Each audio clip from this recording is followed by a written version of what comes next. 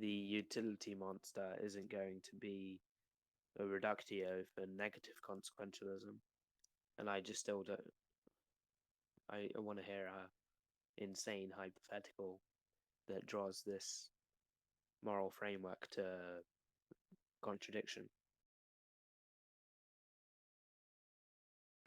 What, with like no holds barred, like anything goes, even unprecedented and potential, well, as far as we can tell, impossible situations. Yeah, I mean, do you reject that you can do that for any position? I have to say I don't know, which is why I want to hear an argument that does that to this position. Okay, well, it seems like the opposite, or like at least opposing theory of consequentialism is deontology. And we know we can come up with hypotheticals that pose problems for deontology. Yeah, So I don't. I'm just not getting it. Like my brain but isn't connecting the that's dots. because, well, I would reject deontology and say that there are contradictions, full stop, for all of deontology, and I don't see a contradiction in a negative consequentialist view, and I just want to find a contradiction. So, like, I don't know if all ethical systems can be drawn to contradiction with absurd hypotheticals or not, Yeah, but because I just can't. you understand that the like it's not the case that the only problem with a moral framework can be a contradiction, right? There can be other problems as well, like besides contradictions. Potentially, what problems would you mean? There can be inconsistencies, which is not the same as a contradiction. There can be Yeah, yeah, okay. I would particularism. accept an inconsistency as well. I would like to hear a contradiction or an inconsistency.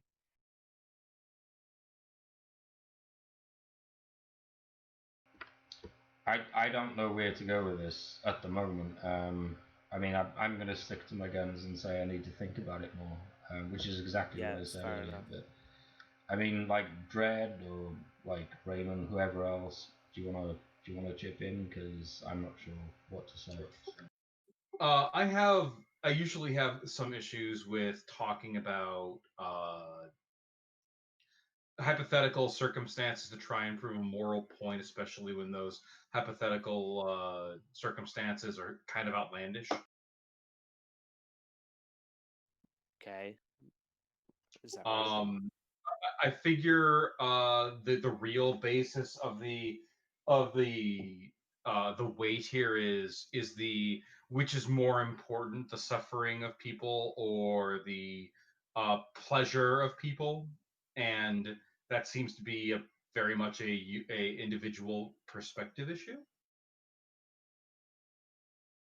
Yeah, but then the thing is, most people are going to say, okay, this utility monster hypothetical shows me a contradiction with my own beliefs because I don't think that it's moral for that entity to, to experience infinite pleasure because they caused infinite suffering onto other people. I just think that most people, if not all people that are sane, are going to say, okay, that's not moral. I I guess my argument would be if everyone is suffering, then really no one is because it becomes the new norm. Well, it would be like, just imagine the worst situation you could possibly be in. Like, you're tortured for eternity at an infinite level of torture. Like, it's the most pain you could experience. And this is applied to every single person, every single being, apart from the utility monster that is just experiencing constant euphoria. Okay. Right, so it can be a norm for you to experience that, but I don't see why that matters. I still see, okay, I would not accept that as moral. I mean, I guess my issue is if something is being experienced at a constant rate for all eternity, um, it becomes incredibly difficult to define it as suffering because have to have something to compare it against. We're comparing it to our standards in reality. I'm aware, but if we are made to suffer for eternity, a brief moment of slightly less suffering is going to be crushed out in the infinity of, you know, crushed out basically to a meaningless nothing. You are essentially saying we become immortal in suffering. Yeah, you have to experiencing suffering forever at a very high level. And I would argue that because there's not necessarily anything at that point to compare it to, because dividing anything against infinity basically remains as close to zero as possible. So you'd be okay with this being not only applying this to you, but every other being other than itself, Fuck applying every other infinite being. torture. But you have to go through it as well. Infinite torture, and just because it eventually becomes a norm, you have nothing to compare it to. Do you still see that as immoral? My issue is that I don't see a need to apply a moral judgment to a circumstance that is entirely unrealistic. You're Okay, effectively yeah, I don't care about that. I'm trying to find any contradiction with my own system, even if it relies on hyper unrealistic hypotheticals. if the utility monster was me, I'd be happy 100% along with it. Yeah, you would be happy with that, but you wouldn't think that it's moral for another person to do that to you and every other being. I don't think at the time I was being tortured that I would have time to think about it. Let's just say you can think about it simultaneously. Okay, But it, but it if you're doesn't gonna, matter what you would think in the situation. You can make a judgment now. Do you think that it would be moral? I would actually say that if such a utility monster existed, my opinion wouldn't matter. I'm not asking if your opinion would matter. I'm asking you what your opinion is. I really don't have one. Okay, I think you would think that it's immoral, and you just don't want to say that. And I think that everybody else who has sanity would also say that they think it's immoral. So, I'm sorry, you're actually really quiet. Are you saying immoral or immoral? yeah, immoral. I think Okay. that anybody with sanity is going to say that it's immoral for the utility monster to do that. So Well, unless it's that would be a contradiction with your own beliefs if you held that ethical framework. So if you just normal utilitarianism, I think that it does have reductios with well, I insane would. hypotheticals, but I I can don't think of see. two. I can think of two groups of people that would probably say the utility monster is moral, and that would be sadomasochists and communists.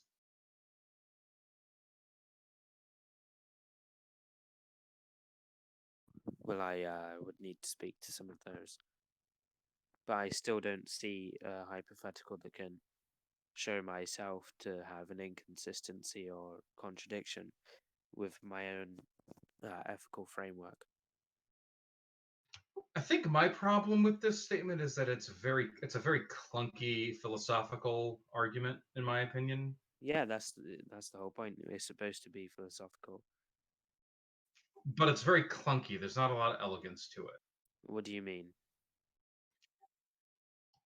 I think I think that a you could make a better argument with by providing a more realistic scenario. But that's not the point of this discussion, because I don't think that you can provide a realistic scenario to disprove a lot of ethical systems according to the person who holds them standards. I'm trying to find any hypothetical that would show an inconsistency or contradiction with my ethical system, because I don't think you can provide one that's not like insanely impossible. But I thought you were gonna allow those. Yeah, exactly. I'm allowing those because I don't think that there is a reasonable one that can do it. And I don't even know if there is an insane hypothetical to do it, which is why I'm like asking people.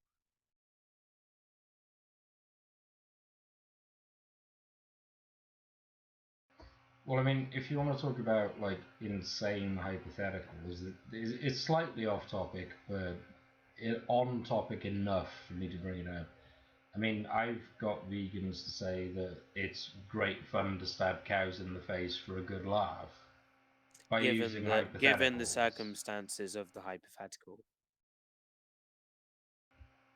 Yeah, so I mean, like, what are we to achieve here? But that only proves that if you hold a deontological view that it's bad to stab a cow in the face, for Yeah, but I example, mean, that only deontology shows a doesn't contradiction hold then. under hypotheticals. Yeah, exactly. That's why I'm saying that it shows contradiction for deontology. But if you're basing it on the circumstances and outcomes, which is what a consequentialist would do, then that's not going to show a contradiction.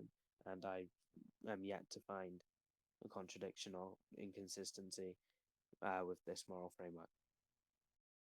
But this is why I just reject deontology. Yeah, I mean, me too. Like we're on the same page, but I think right. Okay, I'm gonna do what I said I was gonna do. I'm gonna look this up because I'm not clear on it. I will need to do some reading, and then I can pretty much promise you now that I will find a hypothetical. Well, I won't find it. I'll dream it up that can like ruin this position because if you're gonna entertain like batshit hypotheticals, you can destroy any position that way. Yeah, I would. I'm looking forward to your hypothetical. All right, well, I will be quiet for the rest of the evening then. Well, we can talk about other topics in the meantime, unless you just want to like think about it. Yeah, no, of course. I mean, just on this topic. Sorry, yes, Yeah, yeah. you worded it better than I did. Well, we were only on this topic because we were continuing the discussion in the philosophy channel earlier. We can like move on if everybody else wants to talk about something else. Because I don't think Yeah, anybody else is going to be able to provide a hypothetical that I'm looking for. So, anybody want to talk about anything else? Autistic Sam Hayden doesn't know what a chickadee is. it's a bird.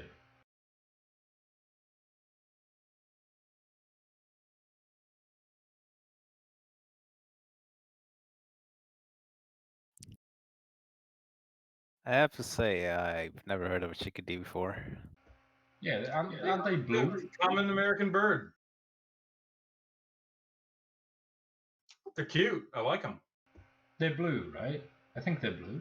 No, they're black and they have a black and white head. They're small, about the size of a sparrow.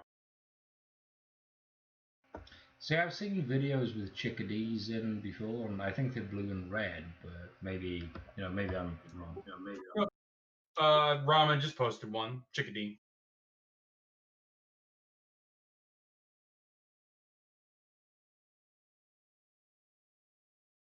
Yeah, all the images look the same.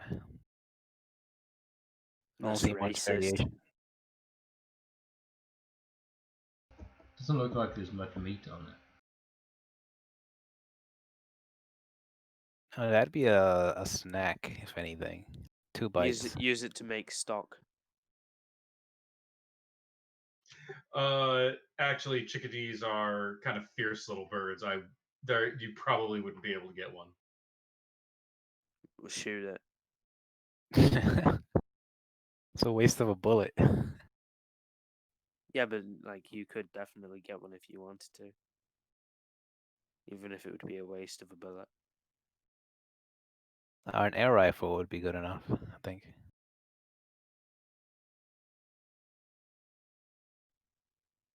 probably, but that's still shooting it.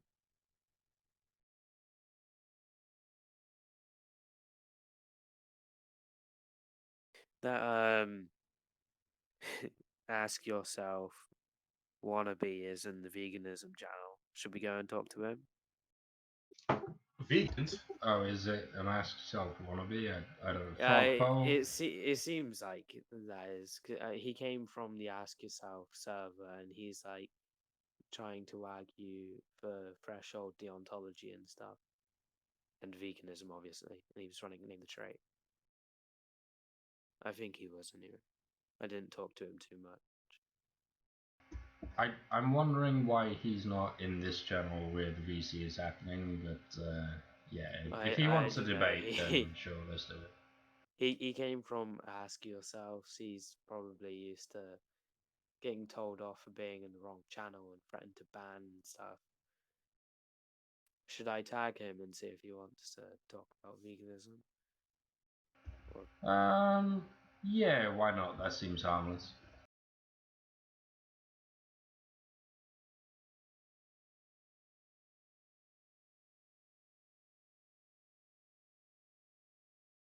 I mean, it seems kind of odd that he's sitting down there on his own. There's a VC happening up in this channel, but whatever, you know. He's probably like sat in the basement, like, I don't want to talk about anything other than veganism. I'll talk to him about veganism, that's fine. But, like, has he been ostracized from a Y server or something? I don't know this guy. I'm pretty sure he like is still there, and he wants to like run Dr. Ravi and Ask Yourselves arguments, but he just doesn't know them very well. Oh, Not that they're good arguments anyway, but All right, folks, I gotta go and start cooking dinner. But it's good to hear from all of you again. All right, man. See you soon. Later. Fuck Yeah, this. and somebody else, could someone take over insulting Fifi for me? Somebody. Thanks. Yeah, a couple of us will probably do it.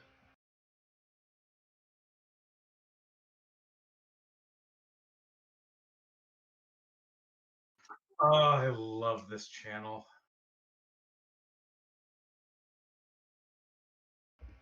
Jesus yeah, Christ. she's a masochist, by the way.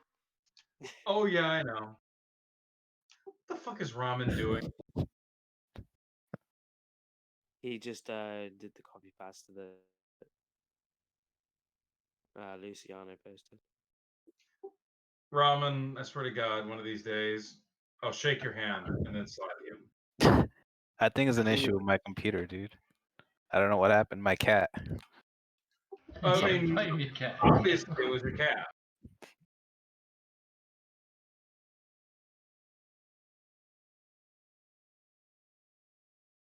I mean, I don't know what to do. Should we pop down there and humor this guy? I see Paddy has just popped down there. Maybe we should all pop down there too. They're both mute. I mean, we can go down there and see if he's like at his computer. So I'll meet you down there. All right.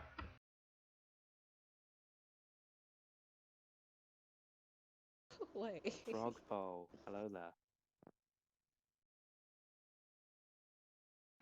And he left. He didn't laugh. No, Frog Pole's still here. Is he? Oh yeah, sorry. Sorry. Somebody it else was left. Dread My that bad. left. I think. Yeah, my bad. My mistake.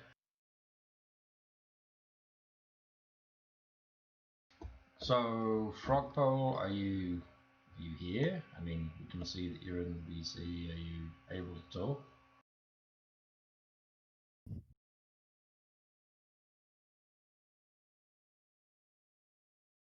I guess we just keep talking here. And Yeah, I just want to make eventually- sure that he's not like posting in a channel that I'm not in or whatever. So I'm checking. No, I checked and he hasn't responded to anything or been posting anywhere. Ah, okay.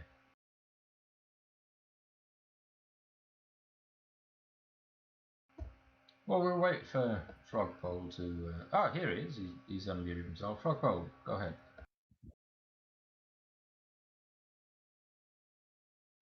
You're lighting up, but I can't hear you. I don't know if others can. I can't. He had this issue last time he was here. Okay, that's fine. If he's got an audio issue, we'll give him a couple of minutes. promised to fix that Yeah, or something. what did he do to fix it last time? Open it in his browser or like did he reconnect? It was something like that. I'm not sure, but either way, let's I'm give just him a like couple of asking minutes. him because if he resonates with one of those, he can just do that again. I Testing. heard noise. Hey, we can hear you. Hello. Sorry. Yeah, I can hear you. How are you? Good.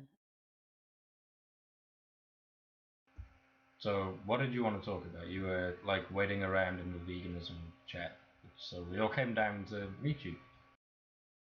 Oh, can you hear me? Can you hear me? Yeah, I can hear you. Okay. I thought it was pushed to top. No, you're not required to use push. So, do you want to talk about veganism? If you like, is that something you want to talk about? You've muted yourself. I don't know if it was deliberate or not, but Sorry. Yeah. Want to go over the name the trade argument? why?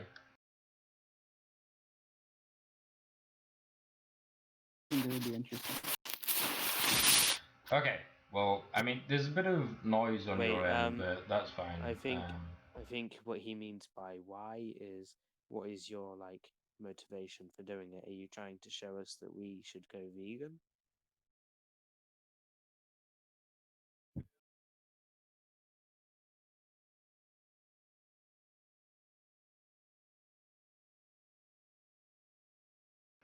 I think maybe he's got some audio issues at the moment.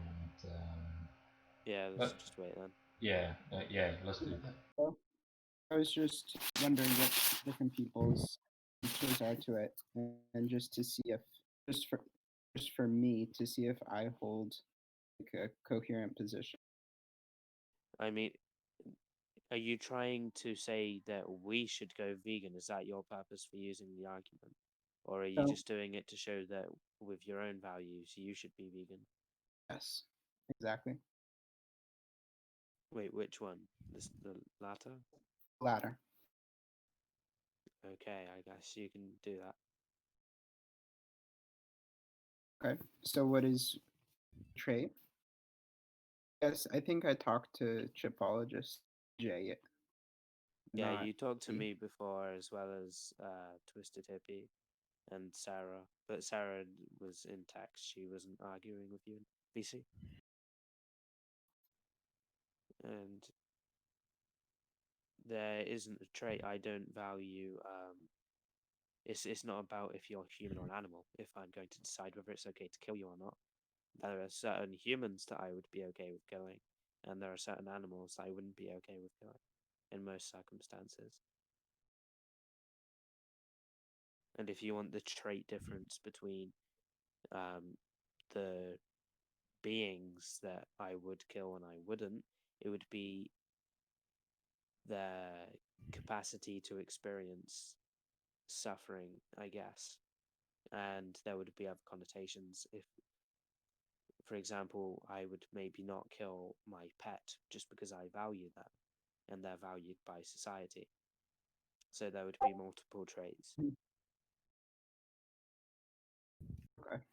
I would just not accept killing humans with the same capacity to suffer as animals. So yes, would you accept killing somebody that's in a vegetative state? yes. Not because they don't have the capacity to suffer, because they don't, but instead because they don't have, they're not conscious. So if I knock you unconscious, is it okay for me to kill you? No, I don't think it's okay for you to knock me unconscious or kill me. Okay, this say I find you and you're already knocked out. Is it okay for me to kill you?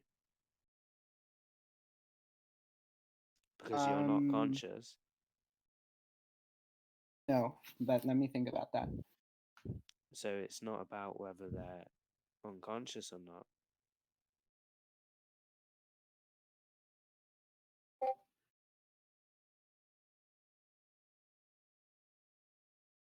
Twisted is here. How you doing, boys? Good. Nice.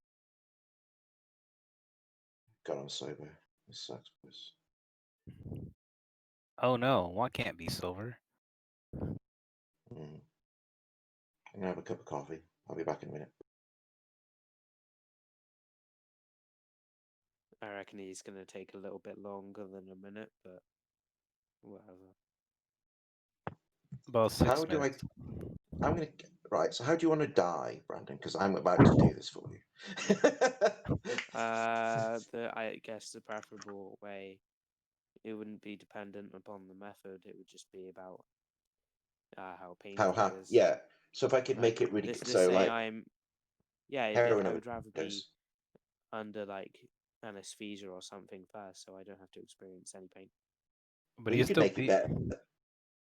under that, you Uh, still feel pain psychologically, right? Not Yeah, if it'd I'm have to be heroin, right? not if Massive I'm amount of heroin. not if I'm unconscious while you kill me. What would the psychological pain be there? Go out in euphoria, dude. Hang on, I'll be back in. Yeah, sure. Do that as well. Yeah, that's better circumstances to die under. Okay, so I guess it would be being conscious or like regaining consciousness and So it's about in your a certain ability to regain consciousness. yeah, or have consciousness. Have consciousness or regain it in a period of time that I consider acceptable. How do you know if something is conscious or not? There are like a few tests I think you can do that like point to it. You can Point to it or show that it is present. I mean, I can you talk can never about this, but prove. it would still, even if like you can show animals to be conscious or whatever, it's not going to show that I personally should accept that, because these values are just that your values. They don't have to be applied to other people, and there is no reason logically for why other people should accept your values. You don't accept consciousness. You accept like being able to suffer. My So values could be something like raping children is moral, and there is no logical reason why you can refute that, because there is no reason for you to hold any moral framework.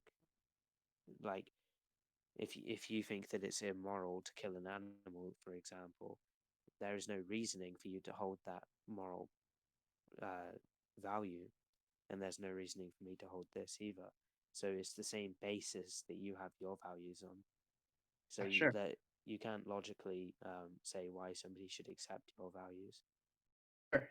I wasn't saying that. I was just saying that I value consciousness and you value like ability to suffer. Right. Yeah, but even if I said something like I value pedophilia to be moral, and they have to kill the children as well afterwards by torture, then there's no argument you can make against that. You can say you're disgusted by it if you want, but that doesn't prove why I should go vegan or why anybody else should go vegan. I wasn't trying to prove it. Yeah, maybe that's fine. Like, but then I don't see what the point of running the name the trait argument is, because from my understanding, is to convince people to go vegan. Oh, I was kind of running it for myself, but a lot of people already. The point in trying to convince other people with the name the trade argument, a lot of people already value consciousness, and they don't really. I think they don't really realize it, and So what and you're saying is it's not either a convincing argument, it's just an argument that can show people what they value. Does that have to be done through name the trait? you cut out. I cut out. I was saying that it's not even a convincing argument, that you concede that, right? And it shows something trivial, yeah. I don't know what you mean by it shows something trivial, but it's not even an argument. 'Cause it, Just yeah, had exactly. Well, somebody. it's trivial if you're saying that you value this. Cool. That was trivial. Like if you trait equalize an animal to a human, like okay, now you should apply your values to the human that is now a human as well. This is all it shows is trivial things, and it's not even convincing. So you're saying it's not an argument, doesn't help your case. Like, what is the point of using something that's not an argument? And like, what do you know what an argument even means? Because I think we should establish that first. It has premises and Argument conclusions. is yeah. Exactly. So I think name the trait has premises and conclusions. So it is an argument. I'm not sure what point you were trying to make. And it's not a Well, convincing one. you can structure it as an argument, but really it's just a sequence of questions and like a reductio at the end. So usually how it's structured, it isn't in the There form. is an argument then. So you're talking about the dialogue trait. There is like a hidden argument. A hidden argument. What do you mean by that? Oh, if you could like say like if you name the trait intelligence, then the reductio is you have to be okay with killing low intelligence humans. Then if you Yeah. say you don't accept killing low intelligent humans, then that's like contradiction, or you just have to accept it. That's an argument. I know. Usually it's not Right, said yeah, in that so way. it's still an argument. You can frame it in an argument, but usually it's just showing people like what it's just showing people that they wouldn't be okay with the conclusion Yeah, conclusion of if what. you're showing somebody that there's a reductio, you're still making an argument Okay, anyway, because there's you premises asked and what. conclusions to the reductio. Just saying that typically you don't say it like P1, P2. But that conclusion. doesn't mean Don't that it say it in can't that be way. worded that way. You do it in natural language, but that's still an argument. It can be worded that way. I agree. Right, exactly. So it's an argument, and it's not a convincing one, and it's one that only shows trivial things, unless somebody rejects logic. Okay, I think that it can be helpful to somebody because most people, I think, generally value consciousness. They're still fine with killing animals that are conscious. So it shows to them that they should be vegan. Ho ho. Where did that come from? Okay. Well, that's kind of a non sequitur. Because if you value consciousness, then surely you can say, okay, the moral decision is the one that will allow the most beings to remain conscious, right? Hey, hello? Hello? Hello? Cut out. Can you hear me? Yeah? Yes. Did you hear what I said? You said if you value consciousness, then surely best position would be the one that then you cut out. Oh, okay, so the best actions you could take would be the ones that allow the most beings to remain conscious, right?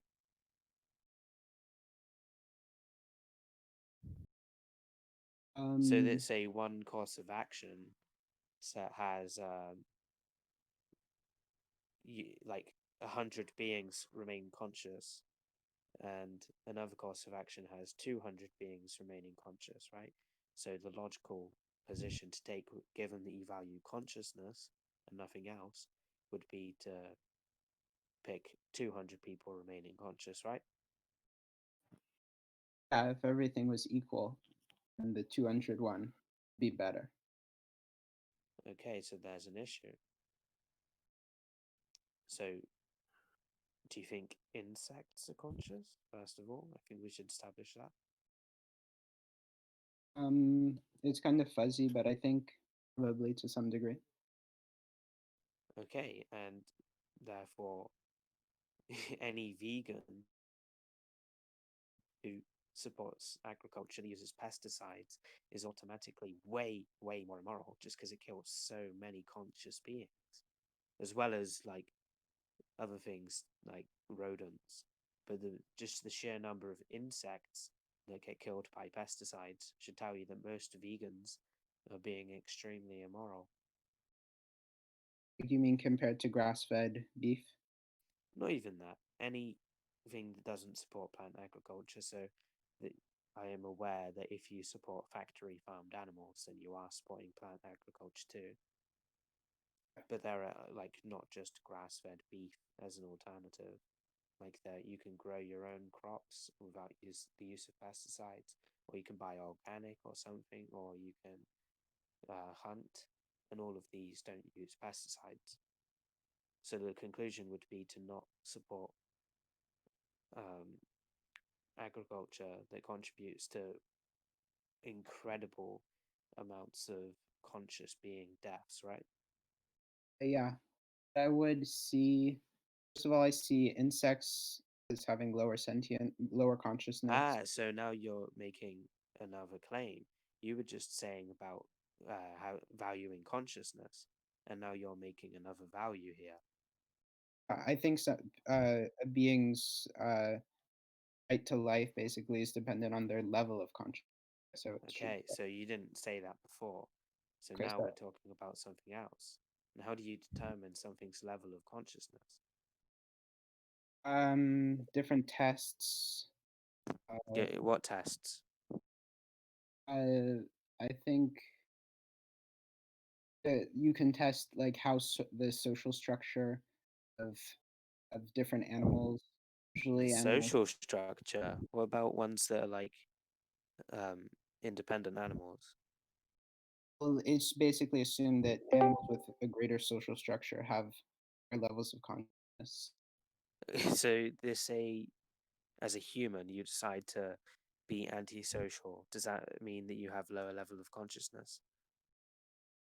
No, because well, humans generally form societies. I'm not talking about generally. I'm saying if you are a human that decided to go against that and be antisocial, are you less conscious, less sentient? I mean, you could infer that. I think that's completely absurd because you could always come back as well, and that means you can just pick and choose when you want to be classified as more consciousness, more like sentient. I could just leave society for a while, and then you say, okay, he's less conscious than other humans, and then I join back, and oh, he's gained consciousness, but nothing has happened really in regards to sentience. I think that's not a good test to see if you're more conscious or not. Well, we see that most people, if they're put in like confined situations like solitary confinement, they have negative psychological results. We're not So talking about solitary confinement. I'm talking about if you just decide to be antisocial, because you said you can measure the social structure. And then if you're not a part of that, you consider yourself to be less conscious. I think he's trying to call upon the species normality for it. The normality of the species. Yeah. But he already thinks that you can be less conscious as a human, right? I swear he thinks that. Yeah, I think Based some on other humans are things. less I might conscious. And for example, maybe if some human is fine with living alone, they might have a lower level of consciousness. Like you could use that and other methods to determine Okay, if somebody has what a do you lower. even mean by consciousness at this point? Kind of like your experience of reality, your subjective experience, stuff like that. That's very, very vague. Your subjective. That's not like telling me anything about consciousness. Okay. Or let me think of another way to put it. Okay.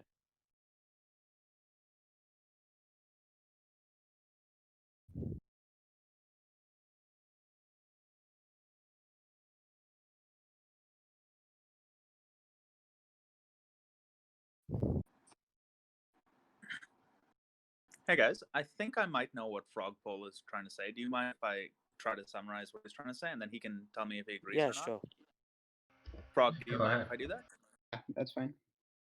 I think what Frogpole means by consciousness and something having more consciousness than something else is that, like with a human being, we have more complex brain states and mental states than, an animal has. Like we can comprehend conceptual ideas, like even what we're doing right now, like having a complicated conversation about veganism. Like we exist at sort of a higher level than another animal. I think that's what he's trying to say. The thing is, though, you are making a generalization of humans, but he thinks that humans can be at a higher level of consciousness than other humans. Right. Yeah, I think he's going with this sort of maybe not the average or what's normal. Like I think he's sort of saying, in general, a human being's consciousness is much higher than the general consciousness of, say, cows or something like that. Yeah, that's fine, but then I still need to understand what he means by consciousness. Because he's saying that somebody who is antisocial is less conscious. And I just don't understand what he means by that. He defined it as your subjective experience, but that doesn't tell you anything about the experience. You could take that in complete contradictory ways. So I just need some Mhm. clarification on what he means by I consciousness. I think the subjective experience isn't that sentience. I don't think that's consciousness. I think we're using the terms interchangeably. Oh, okay.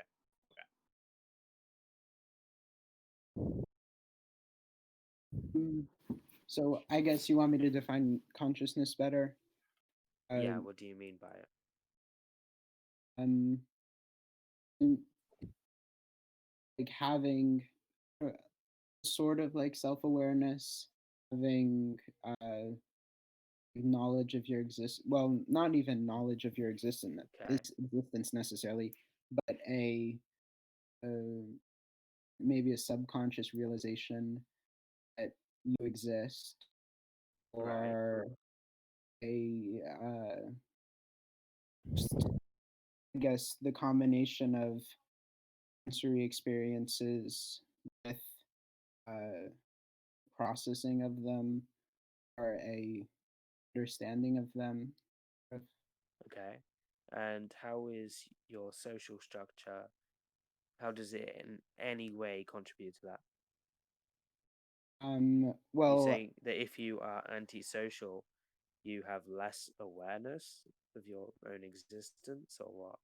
I don't know if I'd do it on an individual level, but know that I think uh, consciousness evolved in animals so they could interact with, so that they could interact with their people, say in their species. And Okay. like, if you can know that you have your own experience, and you can infer that other people have their own experience, and you can like live and cooperate with other people. I don't know if I'd say that one person compared to the other, you can test how social they are to see if they're less conscious. No, you can literally see if they're social or not. What if somebody just like only leaves their house to work and they work in an office on their own?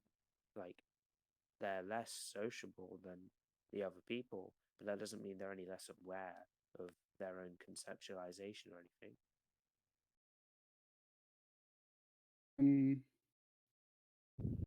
Okay, sure, you're right. There could be, so consciousness evolved so that people could get along together, so that beings could get along together.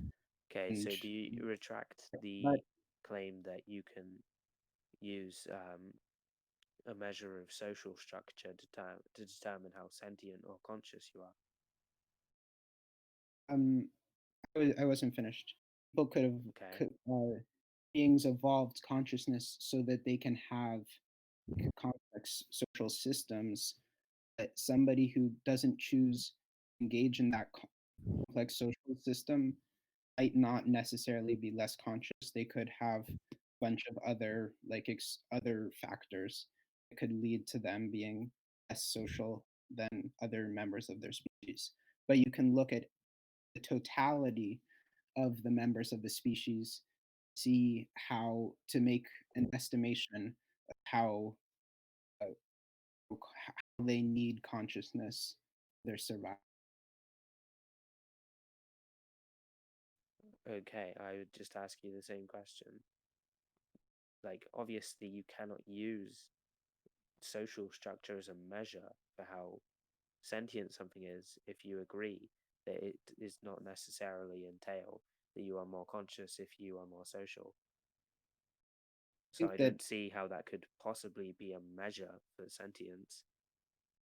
I think that species that engage in higher levels of social structure. Yeah, I know what your claim is, but can you like substantiate it? Consciousness and an understanding of yourself in relation to other people is necessary to like communication, cooperation. You need to be able to differentiate yourself and kind of. Yeah, I don't think you're understanding my point. That being more social doesn't necessarily mean that you're more sentient. Even among species, there are lots of individualistic species. I don't think that necessarily makes them less sentient. Or will this use the word conscious then? I don't think that necessarily means that they're less conscious. Well, I think so, and I gave you my reasoning. But your reasoning doesn't necessarily entail it. You say that you think you need a higher level of awareness for the complex social structures and blah blah blah, but that doesn't mean that you have to have a social structure to be a higher level of consciousness. Yes, but it raises the probability, and that is like just, I guess that's just your opinion. We can say, okay, maybe it raises the probability, but if that's the case, how on earth can you use that as a measure for consciousness if it's just an indication of a raised probability? That's one thing that you can use. You've already said that it doesn't necessarily mean that you're going to be more conscious. So how can you use that as a measure? I said it does. On a species level, the amount of like social structure that exists is one indication can raise the probability for how conscious the species is. I just disagree, because I don't think that you being at a higher consciousness entails you wanting to have more social structure with your own species. Raise the probability, it doesn't have to. I don't even see why it should raise the probability. I don't see how that claim is substantiated. Would you say that like form is a strong social structure, certain like biological factors are required? Possibly, but that still doesn't prove what you want it to prove, because you can have a bunch of species that don't have any kind of social structure, but they're at a higher level of consciousness than us even. And I don't think it even raises the probability. Like,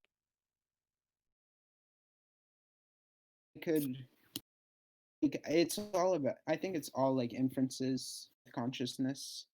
You don't even think that the amount of like maybe this degree of social structure you can make an inference on how much consciousness that creature has. No, I think you can only infer that it has like the base level of consciousness required to do that. That's all you can infer. Yeah, sure. So would you? All right, and I also think that other species that don't have social structures could have more or equal consciousness to species that do. Yes, it is one factor that I would say can help you make an inference on the level of consciousness of a species. Yeah, I just reject that. I don't think it helps you in the slightest to measure the level of consciousness. So we're just going to have to agree to disagree here and move on to your other methodology to measure consciousness in a species. Can I just ask one more question? Go ahead. You do accept that you need some degree of consciousness to engage or choose to engage in social Yeah, structure? yeah, that's fine. And And I'd say that I think that all animals would have this level of consciousness. Maybe not like insects and stuff. They're technically in the animal kingdom. but you think that insects are less conscious? It seems likely that they are. Oh, but insects could actually be a good example of this. Do you think insects with some social structure at a higher level of consciousness than individualistic species like reptiles?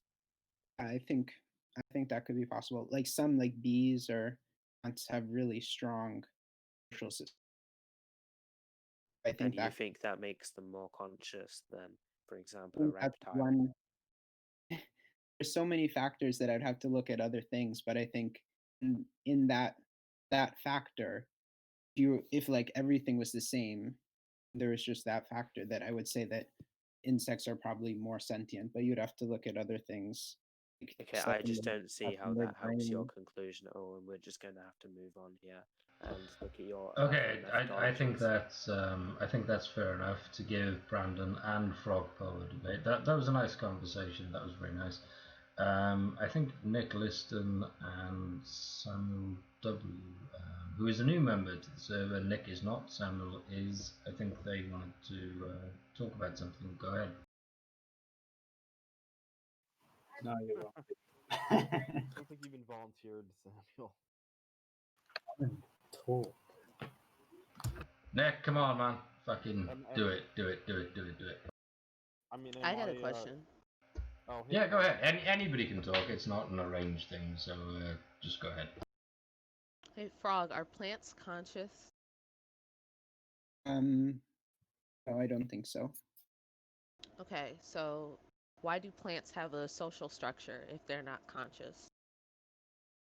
What is the social structure in plants? Mm-hmm. I have a link for you in VC links. Let me see. Food for Are you thought. trolling, Patty? You just describe No. it. Okay. Where is it? I think we're going to need to get a definition of social structure. All right. Social structure is just one thing. Like. Yeah, but the thing is, I didn't see how that would in any way contribute to your decision on whether or not a being is conscious or not, or its level of consciousness. You agree that you need consciousness for a social structure. Well, I'm not even sure of that anymore because maybe you don't. Where is the link? That's why VC we need a links. definition It's of in what social VC links. structure is. Are you able to see the channel? You should be able to. Yeah. That's why you need a definition of what social structure is, because if social structure is what partially makes something, if consciousness relies on the ability to create a social structure, then it seems that you'd have to concede that plants are conscious, which is something most vegans don't want to do. Let me look at the link, but I would just say social structures like maybe having a hierarchy, different things like that, being able to cooperate. Well, plants cooperate with each other all the time. Plants cooperate with other insects. Hey guys, I'm on Google right now, so I got definitions for both of these things. If that would help you guys, do you want to hear them? Yeah. Okay, cool. I'll start with consciousness. So the definition I have is that consciousness, in its simplest form, is sentience or awareness of internal and external existence. It remains controversial whether plants have consciousness or not, is what it says over here. So it's not fully decided, I guess. And then social structure, the definition is social structure is patterned social arrangements in society that are both emergent from and determinant of the actions of individuals within the social structure. That's what it says. So that one's a bit more complicated.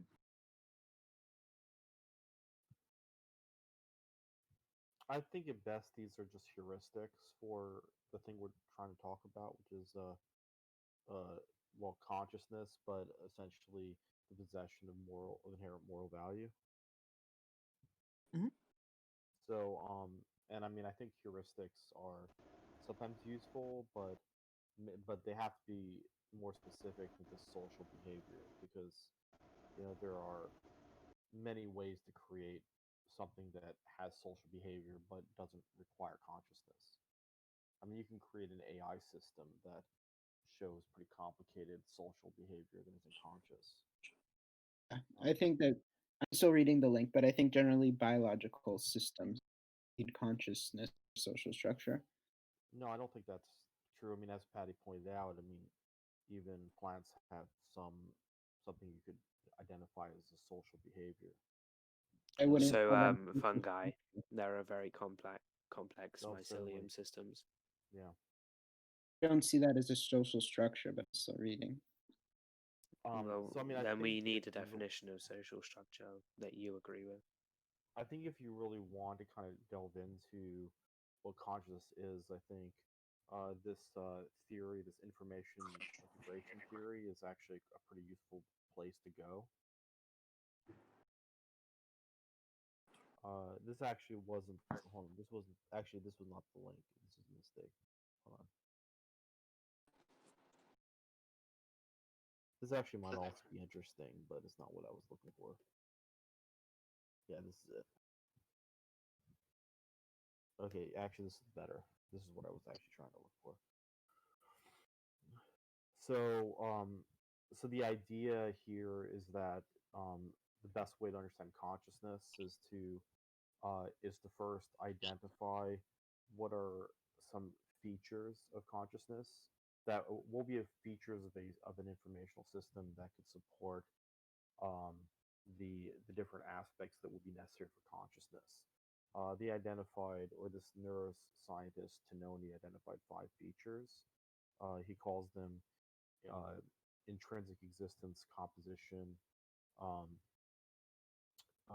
information, integration, and exclusion. There's a nice figure in this paper that really kind of illustrates this, and then he tries to come up with a sort of a model for a physical substrate that could support all these informational components, and then he looks to see looking at the neuroanatomy or the anatomy of different systems, what sort of system could actually support consciousness. Um, he even actually takes parts of the brain and shows which parts of the brain could be most likely to support consciousness, like the cerebellum versus the cerebrum, for example.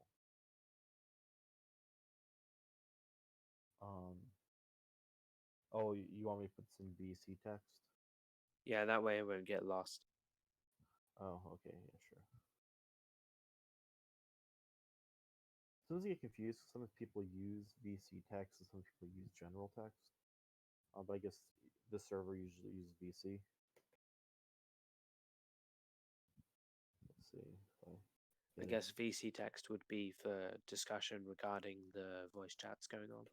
Yeah, that makes sense. So this is a integrated information theory, and then in this Wikipedia entry, they have this figure that actually comes from a paper that you can find online called "Consciousness Here, There, and Everywhere." And I mean, it's pretty complicated, but but I mean, that paper was intended for general audiences to try to kind of get at the basic concepts they're going over.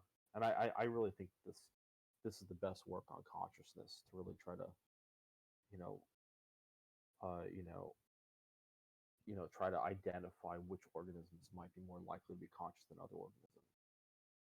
But um, but really, like, I think that what's most fruitful, I think, in identifying which beings have value is to first, pose the question for oneself. What are the experiences in life that give your life intrinsic value, and then to try to find other organisms that also seem to have those same states. Yeah, And we were just going down this discussion because he already said that he values consciousness. yeah, but see, the problem with saying that you value consciousness is that, I mean, consciousness is consciousness is there's no reason to intrinsically just value consciousness in and of itself, because if you can imagine that someone was conscious but was only suffering constantly, then there would be nothing valuable in being conscious. So Well, is there any reason to have any moral axioms? They would just be dependent upon your preferences. well, we can go into that, but I mean, I would just say that in terms of the what is valuable about consciousness, and I think this is sort of self-evident, is the experience of joy, uh, the experience of love, like hugging someone you care about, having that sort of resonant connection with somebody that you really value, and really any other form of like ecstasy or joy. I mean, those are the things, those are the moments that make our lives meaningful, and that's the reason not we don't just commit suicide. It's like that sort of is what validates, life, which is consumed with suffering. That's the reason to Yeah, live. yeah, that's fine. You can say those are your values, but you don't have a reason to value those. They No, just I mean, are your values. right. It's self-evident, but I think it's also, ubiquitous. I think those are universally what gives life meaning. Is the ability to experience joy and love. If we were devoid of those experiences, then our life wouldn't have meaning, and we would rather Yeah, and be then your value euthanized. there is what gives life meaning, Right. but there's no reason to hold that value. Well, there isn't. It's a self-evident thing. It's just How is it it's self-evident? well, I think for the point of for the point of discussion, if you're having a discussion with another individual and you both share that same value, then I don't think it's really necessary to try to explain why one person, Okay, so yeah, that's fine. So you're just assuming that they actually value what gives life meaning rather than consciousness in itself. sure. Like, but it would be insane just to value consciousness itself, because that would imply the reductio that you would value an experience of constant suffering, and certainly there Yeah, are that's people fair. that make those sorts of arguments, but I think those are I think that the only way people make arguments like that is if they're not really engaging with the topic. They're sort of connected with the implications. They might say that they would rather live a life of eternal suffering in hell than to be non-existent. They might say that, but I think that if they were actually forced to experience it, you know, after a couple of years, I think they'd be pretty shaken off that position. Couple seconds, man. Seconds. After a couple seconds, right? Yeah, but so anybody who thinks that an eternity in hell would be preferable to non-existence is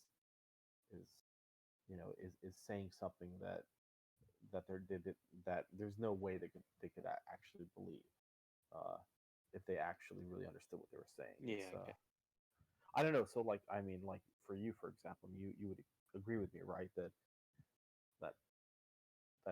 that the experience of joy and love gives life inherent meaning, right? Don't you think that's You know, I don't true? think it's inherent. Well, what I mean by inherent is that it it gives it, it, it it gives a reason for an organism to live. Like it gives that organism its own reason to live. I think it can do. Well, I mean, like, so as opposed to having extrinsic value, this is intrinsic value. So, so someone might have extrinsic value if their existence actually helps somebody else experience uh, joy and Yeah, love. I'm saying that you can have meaning on other things. It doesn't have to be joy and love. Or fulfillment. It's going to be a positive. It's going to be a So positive state of a experience. positive state of Right, mental but it experience. has to So be pleasure. above. Right, but it would have to be above a certain threshold to really be something worth living for. I mean, so like I think you can imagine a very very low level of pleasure, and that would be small enough that it probably wouldn't really give that much meaning to a life. So I mean, there is a degree component to this, and that's the reason why I differentiate between like a low level pleasure, like even like something like the eating food is a kind of a low level pleasure, as opposed to like you know hugging your child. Like that's a higher level pleasure. Yeah, that's fine. And do you think that beings have a right to experience these things just because they can? So I think that if you have the capacity to experience joy, then you have the right to not have another individual who can another moral agent or a moral agent who's able to recognize your Yeah. own. I think you have a right not to have that individual impair your ability to your freedom to experience that. Now, I'm not saying that you're entitled to it, meaning that I don't think that it's anyone's Yeah, I right to understand demand the somebody else. difference. Why do you think that you have the right to not have somebody else infringe upon your experiences regarding joy and love and So blah blah I blah? think this stems from what I call the unconditional moral stimulus. I think that conscious so I think this is speculative, but I think conscious minds are constructed in such a way that that committing acts of injustice on other conscious minds, so essentially stealing something that belongs to somebody else, for one's own aggrandizement, is uh, is such a sort of a repugnant action that it's actually worse than even like extreme suffering or death. It's kind of I think it's Which probably would you rather, to have something stolen from you or to go through extreme suffering? oh no, that's not what I mean. I mean that stealing from somebody else is to the degree that you steal from someone else, it's to that degree that you will not be able to experience pleasure from that thing you've stolen. It's sort of the conscious mind's way to sort of maintain balance. I think it's a What if they compromise. steal something that you're not even going to get pleasure from? Well, right. So that's why I say it's the degree. So like so if you steal candy from a baby, then you won't be able to enjoy candy to the degree that the baby would enjoy that candy. So So you um, can justify theft by, for example, from a rich person, you can steal a lot of their possessions and say, oh, well, they weren't going to get any pleasure from them anyway. well, I It's mean, really what's up, son? everyone. I thought he was implying that you couldn't get any pleasure from it because the rich people had stolen it. So that I mean, so that actually that actually is an area that that I find difficult to navigate. The precise one you're asking. I mean, look, I think any act of stealing from someone else is an immoral act, and but of course, the degree to which it's immoral, that becomes sort of the question when you're dealing with like you're stealing like kind of a Robin Hood mentality, and um, so the No, scenario that but I I'm not like. necessarily saying that the rich aren't going to benefit as much from it as the poor. I'm saying they're not going to benefit from it at all. Would you still say that it's immoral for you to steal that? Or even if they're unaware that it's been stolen and they'll never be aware of it, is it still immoral? I mean, that's an interesting question. I don't really, I don't think the answer to that is extremely clear. Um, but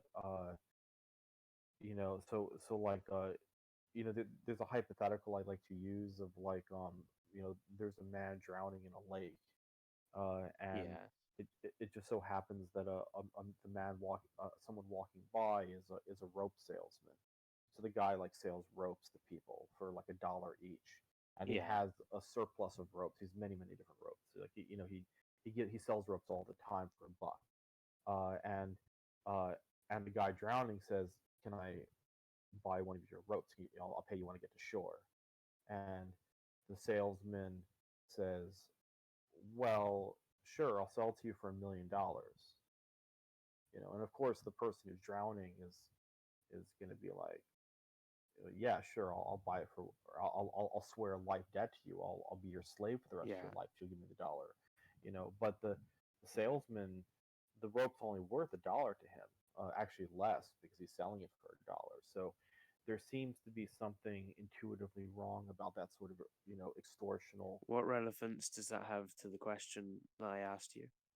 Well, because it's not directly analogous, but it still plays along with this theme of differential value. Like in this case, Yeah, but I you know, eliminated that from the hypothetical. um, wait, which hypothetical? Oh, you mean the fact So that he if doesn't have there any is value for it? you steal something, yeah, and they're not going to get any pleasure from it at all. They don't value it, and they're not even going to be aware that you've stolen it, and it's not going to affect them in any way. It's still immoral to steal that from them. Um, I mean, intuitively, I think that that the theft of someone else's property would still be an infraction of their rights, but whether it's as much of you know um, as much of an Why? infraction. Why do they even have a right to that? Like in intuition, I'm not concerned with. I'm concerned with logic. Well, because because it's a case of ridership, and Okay, so what was that, sorry? it's a case of free ridership. Okay. Um, so like even if they're not having to give up anything, you're still engaging in interaction with them that you're getting more benefit from that interaction than they are proportionally to the investment. Uh, and uh, and and and uh, uh, and a just fair interchange would be one in which both parties will proportionally get as much from their investment as they're gaining. So even if as they're gaining as the result of the interchange. So if you're getting benefit from the other person, then you have an obligation to enrich them to the same proportion that you've been enriched. If you steal from them, then they're putting in all of the resources and you're getting all the benefit. Okay, why would that be immoral? And well, just a Well, side question: Are you like a communist or? well, no, I'm the opposite of a communist. That's I believe in. I don't believe that anyone has the obligation to give something that belongs to them to someone else. I mean, if you own something, then you have a right to uh, or you have a right to having a reciprocal arrangement where both parties benefit, including yourself. So Yeah, if you're what if there were other people involved in the process of you gaining those possessions that gained less than you did? what do you mean? Because this is how our society works in regards to what's the word? Referring to like the money exchange. Um, I'm not sure that. I mean, I think there's several words you can use. Yeah, my mind's just going blank and I'm not thinking of any. Well, I mean, look, I mean, I I think that we have this whether it's like some sort of biologically evolved process, or if it's something that's actually part of the construction of the conscious mind itself. uh, I think that there is a form of metaphysical apoptosis that occurs when engaging in exploitative action. And exploitative action is when you willfully uh, take more than you give. You when so it would involve an interaction, an interaction between two individuals that you initiate, where you benefit more from that interaction than they Economy. do. That's a good word for it. Okay, yeah. So Uh, yeah, but then surely you're willingly benefiting more than other people in the economy, like within every interaction, right? Because there are people in like third world countries that are part of that economy. They're being treated like dirt and getting barely enough money to live. Right. So it also it doesn't only the equation doesn't only rely upon outcome. It also relies upon investment. So if you're proportionally um, now how to quantify that investment is certainly a challenge, because it's as illustrated by the rope salesman hypothetical. Is the value of the rope determined by the value that is placed on it by the person who needs it, or by the value that's placed on it by the person who is selling it? And Depends what you mean when you say value. well, I mean, I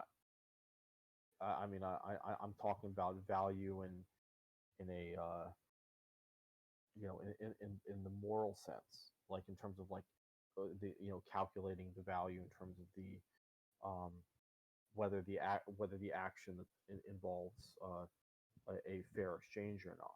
So it has to have How do you one value. quantify fair? Well, I mean, I'm quantifying by the fact that proportional investment in the interaction is commensurate to the proportionate benefit from both So parties who engage in the interaction. what about the people that were working in the factories or whatever to produce those ropes? Why not consider those people? I'm not saying that I'm not considering those people, but I think that often the mistake that that No people matter make. how much the man sells the rope to the man in the lake for, the people that are working in the factory are always going to be worse off in this interaction. Right, but they're um but they didn't actually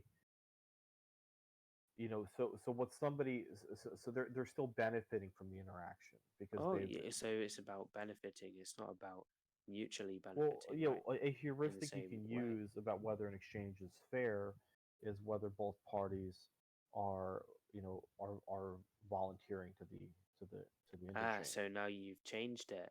So if we It's go an back to the heuristic. man, if we've changed it, we go back to the man in the lake. If both parties agree to it, then it's fine, right? So if the Well, guy I mean agrees to become the man's slave for life, then that is fine, right? that is the problem posed by the lake hypothetical. But yes, it's like in sort of intuitively, it certainly goes against my intuition that that would be a that wouldn't be some form of manipulation or extortion, and I'm trying to find like what could be a reason for that, and I think it might have to do with some sort of implicit social contract involving altruism. So Does kind of that like so. prescribe your morality? Well, I mean, so the question is like, if you could blink your eyes to save a billion people and you choose not to do it, are you harming them? Are you doing something immoral to not blink your eyes to save, a billion people? And again, intuitively, you would say that that would be immoral, but according to a deontological system, you're not actually So are you taking a violating them. deontological system or not, is what I want to know. Well, no, I mean, I do consider myself a pure deontologist, so it would seem from that it would seem to extend from that is that blinking your eyes in order to save a trillion people is simply an act of charity that you Okay, don't have so to it's engage in. virtuous and not an obligation, right? Exactly, and that's and I find that to be a problematic. So rather than just sort of like saying, okay, well, my intuitions are irrational, I like to sort of tap into uh, why do I feel so compelled to say that's immoral? Um, and is there an explanation that that would still preserve uh, the uh, the fundamental principle of pure deontology that would still account for why this is still an immoral action? Well, my issue is if you're going to raise the question about whether it's immoral or not for the man selling the ropes to ex- exploit the other one in a sense by raising the price to $1 million of the rope that he normally sells for one, then you should also consider the people in the factories that worked for a horrible wage to produce those ropes. And you should probably be a communist if you're going to take on those worldviews regarding your Well, intuition about it. but I mean, you are right that uh, there's uh, there's a point at which it's okay. So, like, do I think that the person should have to sell the rope to the guy for only $1? That feels wrong to me. I feel like there's some sort of middle ground, and in the same way, like I don't, when it comes to paying a worker in a third world country who would starve without your employment, do I think that you're obligated to pay them as much as you would be willing to pay somebody who wasn't desperate for a job? Uh, when if there was, like in the United States or something. No, I mean, I think that, you know, it's going to be less than that. But do I think it's okay to pay them a penny? Uh, no, I think that there's still some sort of implied social contract that where to pay them the minimal amount, or basically essentially nothing, uh, is well, I guess not nothing, but the closest amount to nothing as you could possibly get is similar to selling the guy the rope for $1 million. It's Right, like but I'm not asking about social contracts. I'm asking about morality. oh no, social contracts are very tied into morality. I don't see Why? how social How would you? contracts How would you? coincide with morality. Well, I mean, because so the idea behind an implied social contract, at least the way I'm defining it, is that you know is that we're all it's essentially the veil of ignorance, right? I mean, you could you're not really like that there's in any sort of whenever you kind of have some sort of interaction with someone, there's really no way of of predicting that you're going to be on the side of the person drowning, or you're going to be the person on the shore. And so there's this implication that, well, you know, it's just a matter of chance that I'm the guy drowning and I'm not the guy on the shore. So because I'm the guy on the shore doesn't mean I should take advantage of that happenstance. That I have to recognize that this guy probably would have saved me had he been on the shore, and so I have the obligation to do something for him, because otherwise I'm basically not reciprocating. I'm not reciprocating the consideration he would give to me if the roles were reversed. That's what I mean by an implied social contract. And it would be And how immoral does that have to anything to do with morality? well, because it would be immoral to not hold up your end of this implied bargain. Well, that's that only this specific social contract, and it's based on.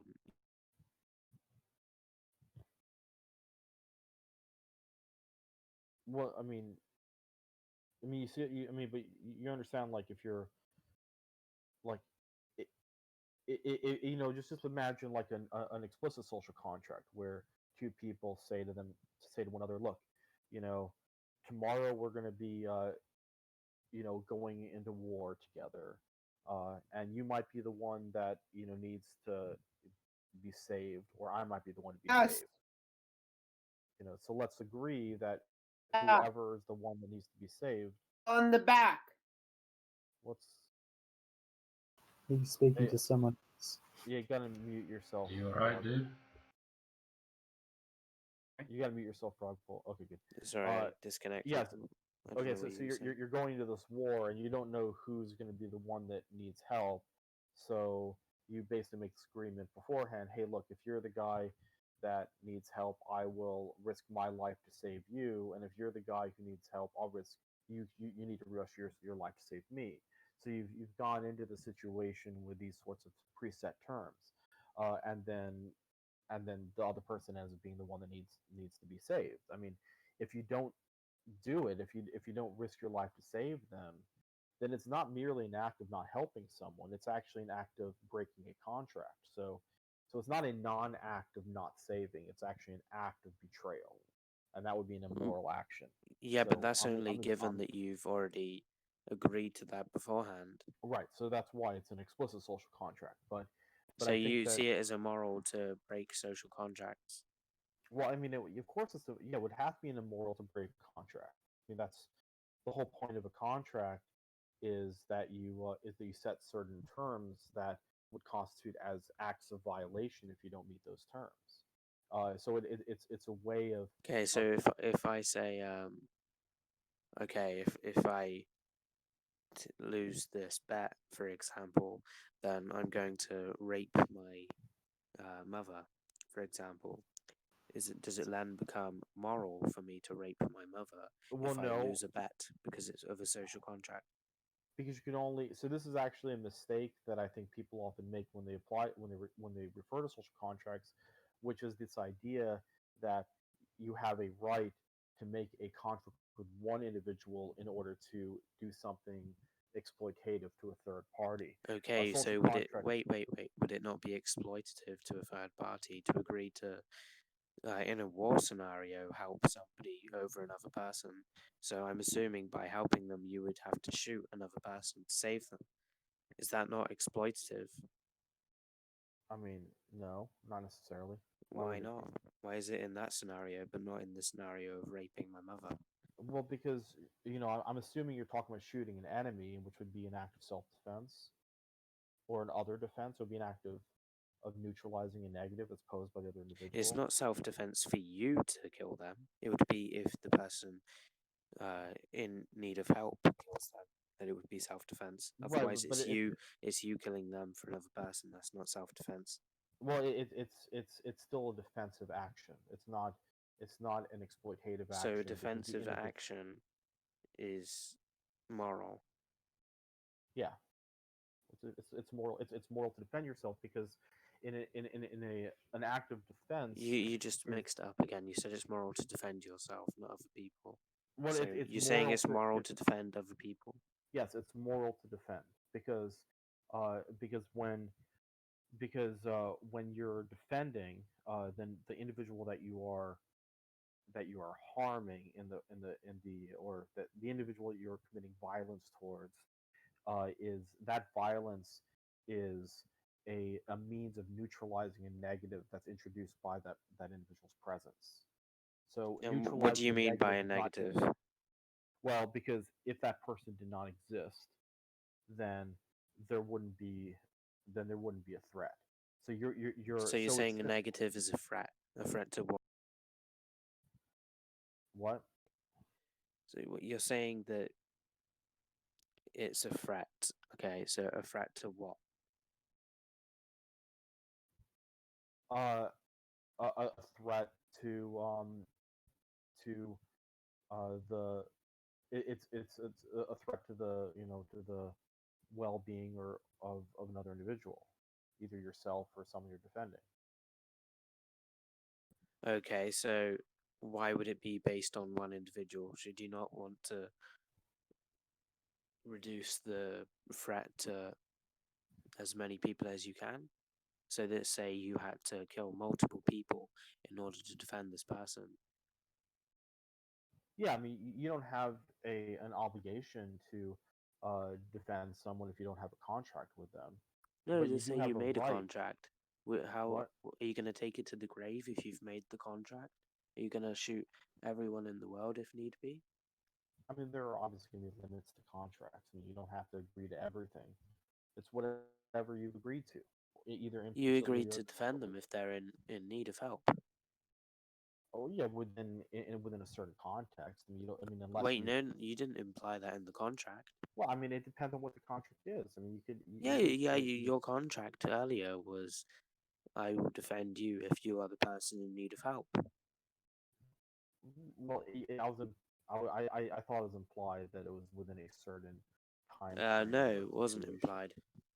Okay, well, that's what I meant. I don't think these parameters are set when people make contracts like that with each other. So hurting a third party is only hurting a third party is only an exploitative act when that third party is not when that action is offensive and not defensive, because that third party never agreed to sacrifice themselves for the benefit of your contract, your contract with whoever you're making a contract with. Mm-hmm. So, like, I don't have any right to kill, you know, let's say an animal to feed my child, or kill or to kill or kill my grandmother in order to save my brother, like, or kill a stranger to take their organs to save So somebody, they my have to be spouse. posing a threat to another person's well-being, right?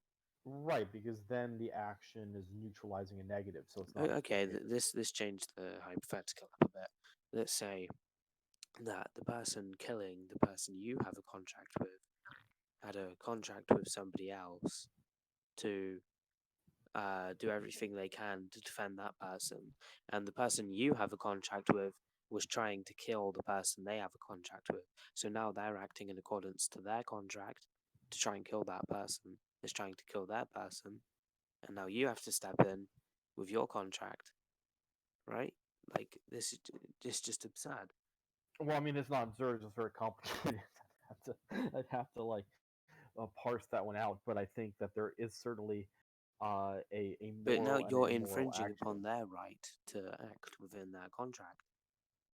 Okay, I gotta Because look this up. they were only trying to kill your person in order to save another person, so they initiated it. But you have a contract with your person.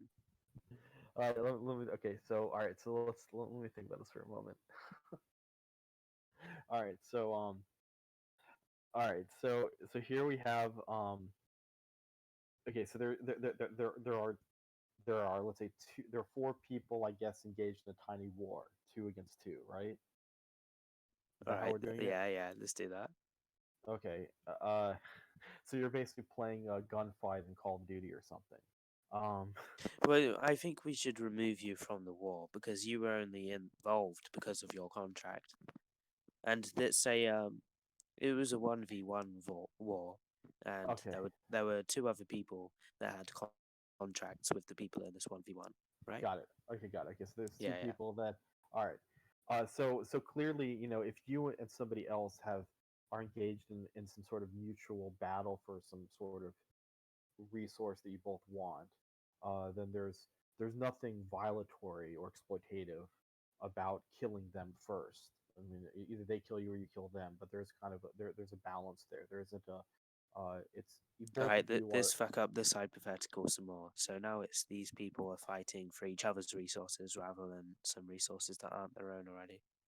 Okay, so they're both. Well, I mean, I think that also is a is a neutralization of immoral action. I mean, if I'm trying to steal your goods, you're trying to steal my goods, then there's an implication that both of our goods are sort of being are sort of in a common pool, and we're just sort of battling for who gets to claim the common pool. No, Uh, no, that is not implied. I mean, isn't Your that your just your simply? goods are on one end of the battlefield, and the other person's I, good are on the other end, and you're going to try and take their goods.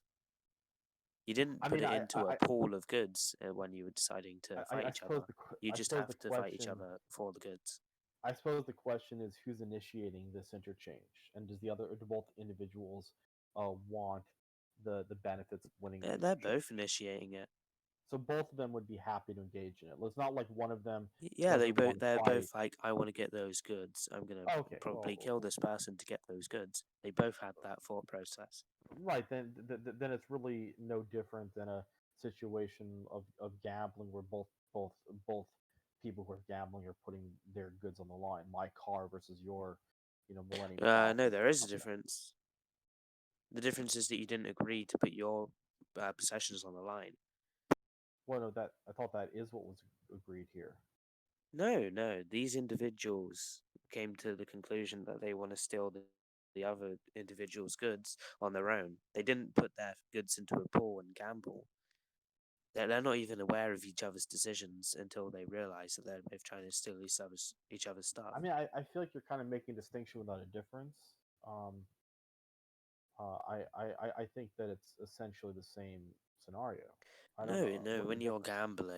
gambling, you both agree to put your goods on the line. So when two people are fighting and both willingly want to engage in the battle because they both No. want the benefit by having They're the not other's even resources. aware. They're not even aware that the other person has come to the conclusion that they want to try and steal from the other one. They both just left their house on the opposite side of the battlefield and are like, I'm going to go over there and probably kill this person for their goods today. And none of them agreed to put their own goods on the line. So there Okay, is a so distinction. both of them are trying to exploit the other person. Yeah. Oh, well, I mean, uh, well, yeah, okay, fine. So they're both doing something immoral, and so sort of like an impartial spectator who's observing it from on high would probably find that to be a fair sort of interchange. But uh, from the frame of each of the individual partners who doesn't know, they both of them are seeing their partner violate somebody else. In which case, neither of them. Or their partner be violated by someone else. Well, no, they can't. They can't have it both ways. It's like you can't. Yeah, because you can be like, let's say that the partner of the other person sees that your person is like about to kill them and they're coming out on top. They don't know that their person has any intention to like go and steal their stuff and exploit them or anything. They just are aware of their person being exploited, and they have a Okay, social contract to all right. help them in their time of All right. need. So now you have somebody exploiting somebody else, or intending to exploit somebody else, but not realizing that they're not actually exploiting the other individual because the other person is trying to do the same thing to them, kind of equalizing it. Then you have them having a social contract with somebody who uh, who feels like who doesn't who only is observing the other individual going after them. Like, let's say they've already Yeah. been captured. So from that person's perspective, this person, the exploiter, is actually being exploited. Well, I mean, then it would be that person's obligation to defend their partner if their partner is being exploited, but All not right, to and defend their now you partner. have to go in there and defend this person that was just acting in accordance to their social contract, which is exploitative to them. I mean, I look, morality